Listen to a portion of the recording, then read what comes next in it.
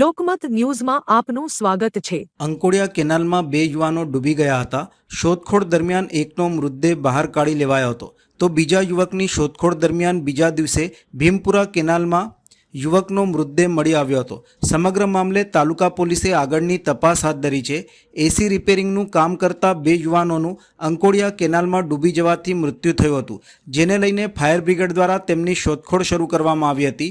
જે કાર્યવાહી દરમિયાન 17 વર્ષીય પિન્ટુ પાટીલનો મૃતદેહ અંકોડિયા કેનાલમાંથી મળી આવ્યો હતો। વિશ્વાસ વસાવા, જે રાજપીપળાનો વતની છે, તેનો મૃતદેહ ભીમપુરા કેનાલમાંથી ફાયર બ્રિગેડને મળી આવ્યો હતો। આ બંને યુવાન એસી રિપેરિંગ કરીને ત્યાં કયા કારણોસર ગયા હતા તે પોલીસ તપાસ કરી રહી છે।